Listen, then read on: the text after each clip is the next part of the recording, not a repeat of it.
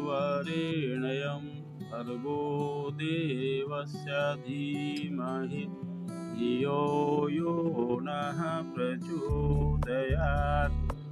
ओम कृष्णाय वासुदेवाय हरे परमात्मने प्रणतक्लेशनाशाय गोविंदाय नमो नमः। वासुदेवसुतं देवं कंसचाणूरमर्दनं देवकी परमानन्दं कृष्णं वन्दे जगद्गुरुं। वन्दे राधापदाम्भोजं ब्रह्मादिशुरवन्दितं यत्कीर्तिं कीर्तनेनैवं पुनाति भुवनत्रयं। सभी भागवत प्रेमियों को राधे राधे। आइए आज पुनः आम्रपल्लवों की छाँव में बैठकर हम भागवत रस का पान करते हैं। अभी तक हम लोग ने देखा नारद युधिष्ठिर संवाद के अंतर्गत ये जानना चाह रहे थे युधिष्ठिर जी कि प्रहलाद भगवान का भक्त था तो भी उसके पिता ने उसके साथ बैर भाव क्यों रखा।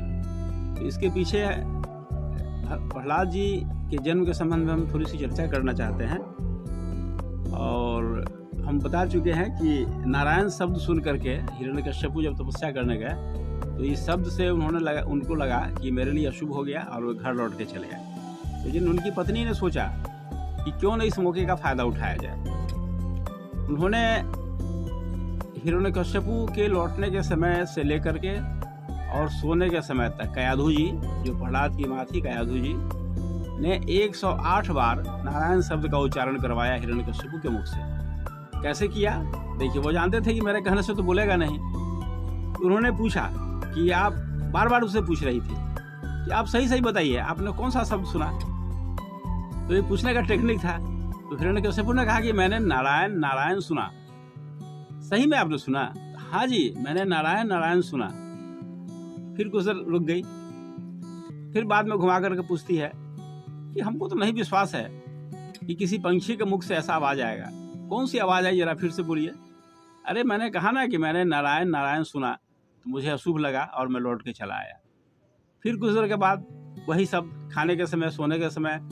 और ये कयाधु जी इस बात को जानती थी बहुत पहले से कि भक्ति का भाव रखते हुए, भगवान का नाम लेते हुए जब गर्भाधान संस्कार होगा, गर्भाधान किया जाएगा तो भगवत भक्त पैदा होता है।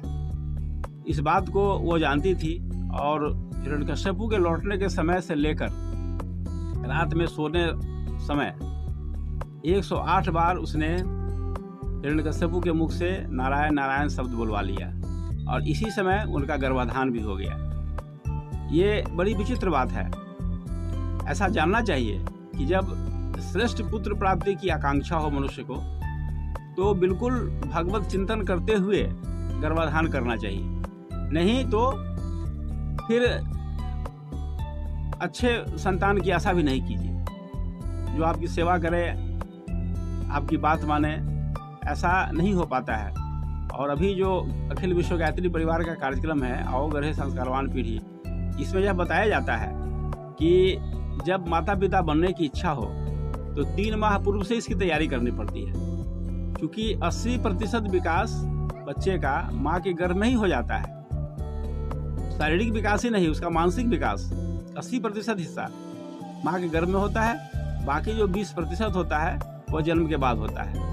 हम लोग इस चीज़ को नहीं जानते हैं और जन्म के बाद जो 20% वाला हिस्सा है उसी के लिए सारी दुनिया परेशान रहती है। अच्छे स्कूल में पढ़ाइए, अच्छी संगति में बैठाइए, यहाँ भेजिए वहाँ भेजिए। बाकी 80% जो विकास का समय था वह तो हम चूक गए। तो इस बात को पुनः हमको याद करना पड़ेगा। हम सबको यह संदेश घर घर फैलाना पड़ेगा। इस बात को याद कीजिए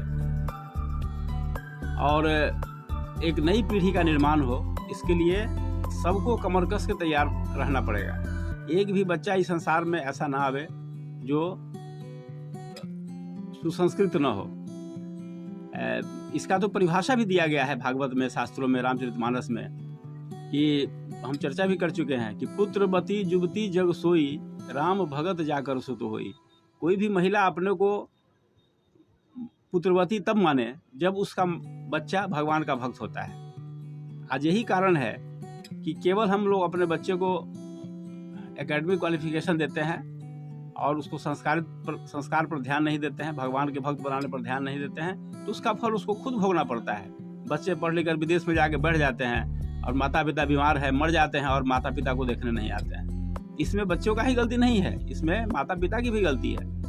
भागवत में भी इसका संदेश है कि वह माता माता नहीं है, वह पिता पिता नहीं है, वह गुरु गुरु नहीं है, वह स्वजन स्वजन नहीं है, वह पति पति नहीं है, वह पत्नी पत्नी नहीं है। जिसने अपने संबंधी को, अपने पुत्र को, अपने पत्नी को, अपने शिष्य को धर्म के मार्ग पर नहीं चलाया, भगवान का भक्त नहीं बनाया। अब इससे बड़ी बात क्या हो सकती है?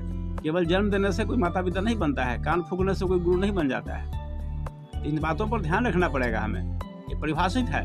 अब हमको इस बात को खूब सोचना है कि हम अपने बच्चे को अगर भक्ति मार्ग पर चलाते हैं तो सही में हम माता पिता कहलाने के लायक है, नहीं तो शास्त्रीय अर्थों में हम माता पिता नहीं है। बस ऐसे ही एक एक्सीडेंटल चाइल्ड का जन्म हो गया और कुछ मिलने वाला नहीं है, ना आपको कुछ मिलेगा ना समाज को कुछ मिलेगा। इसलिए अखिल विश्व गायत्री परिवार के इस कार्यक्रम को आप सफल बनाइए और घर घर इस संदेश को पहुंचाइए, ताकि एक ऐसी पीढ़ी का निर्माण हो जाए कि जिसको देख करके गर्व हो, दुनिया गर्व करे उस पर।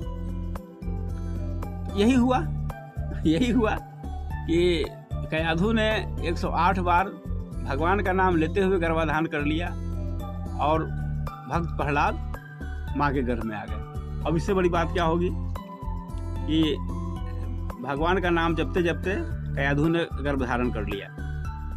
उसके बाद जब इंद्र ने आक्रमण किया हिरण्यकशिपु के राज्य पर, जब तपस्या करने गया था, तो इंद्र के आक्रमण से सब भाग खड़े हुए और इंद्र कयाधु को पकड़ के, जब वह गर्भवती थी, कयाधु को पकड़ करके स्वर्गलोक लेके जा रहे थे अपहरण करके। तो मार्ग में नारद जी आ गए तो उन्होंने उसे बचाया और कहा कि तुम कयाधु को मत मारो, इसके साथ किसी तरह का गलत व्यवहार नहीं होना चाहिए और तुम चाह के भी इसको नहीं मार सकते हो। तो यह जानकर इंद्र को बड़ा आश्चर्य हुआ, कहा कि क्यों नहीं मार सकते हम?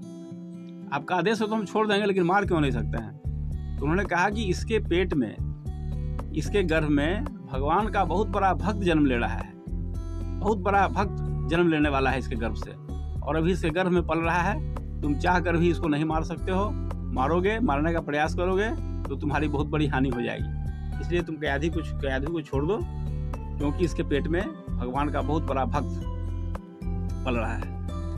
इंद्र ने उसे छोड़ दिया और नारद जी उसे अपने आश्रम पर ले गए। देखिए, ये बड़ा खास बात है। भगवान कृष्ण को भी जब सत्पुत्र प्राप्ति की कामना हुई तो वो भी तपस्या करने गए थे और बाकी लोगों को ये चीज़ पता नहीं है। तो कयाधु पूरे पीरियड तक, गर्भकाल का जो पीरियड होता है, उतने दिन नारद जी के आश्रम में रही। नारद जी के साथ संवाद हुआ, सत्संग होता था वहाँ। जब नारद जी का आश्रम है तो कहना क्या है? तो इसी का परिणाम हुआ कि सतत सत्संग के वातावरण में रहने के कारण प्रहलाद जी को जन्म के पूर्व से ही भगवान की भक्ति का अभ्यास हो गया था और रिजल्ट भी सामने आ गया कि वे बचपन से ही भगवान के बहुत बड़े भक्त बन गए।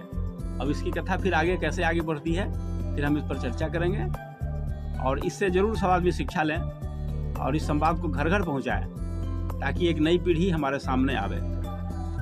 आज इतना ही। ओम शांति शांति शांति सर्वभूतेषु शांतिर्भवतु।